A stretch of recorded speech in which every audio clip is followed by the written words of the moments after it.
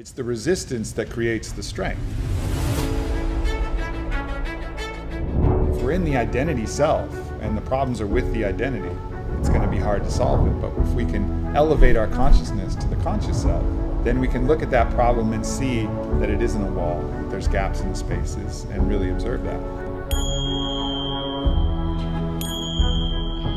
All right, bring it back in, everybody. Have your dreams, have your longings, but have them without the suffering that something's wrong with you, that you don't have them. It's like, yes, live into your potential. Yes, have success. Yes, want to get married. But don't make yourself bad or wrong or less worthy of love because it's not there yet. You know, the more attention you give something, that which you resist persists. He asked with all the compassion he was capable of, "Heart, what are you afraid of?" The heart whispered back, "You. I'm afraid of you." The man cried.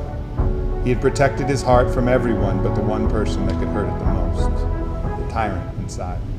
When I look at the times where I've been my very best and done the most, it's when I was doing it without fear and without struggle. It wasn't me grinding and gritting my teeth. It was me gliding through that process in flow state, fully engaged and enjoying it because the process itself is fun.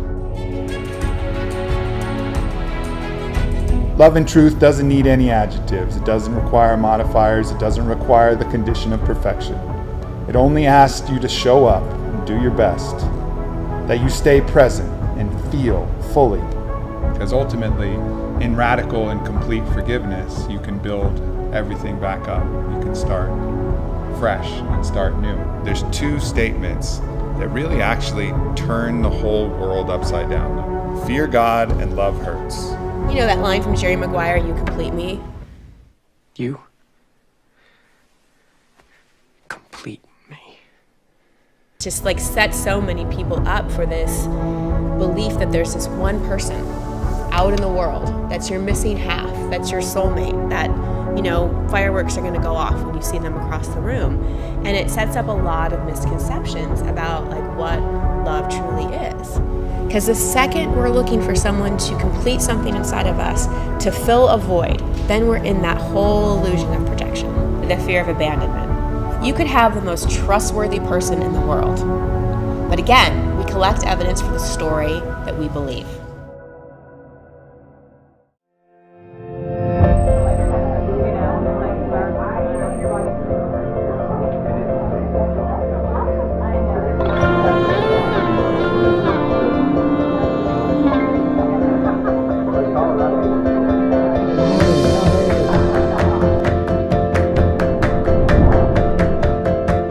Say hi first. He should approach me.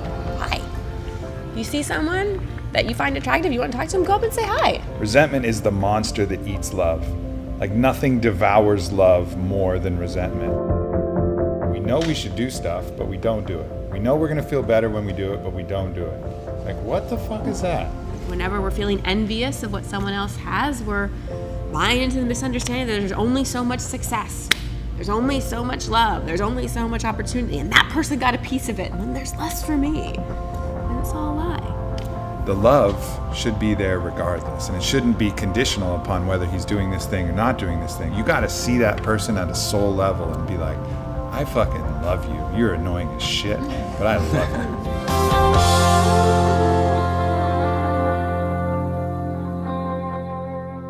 you. The retreat as a whole was awesome. It put me in a position to feel the most love in the longest time that I've ever felt in my life. I'd say the ecstatic dance for me has been the most emotional. I cried the entire time, but I had the most fun I have had in a long time. It wasn't just dance, it was integrating a lot of what we were learning into dance moves, and you felt it in your body, and it's stuff that you knew intellectually got integrated fully, and then I came out actually feeling like I was different. This weekend has just been powerful. That's all I could say. It's just powerful. So coming off a weekend of this, you feel like life is amazing. It made me the most happy I've ever been in my life. Let's go, champ!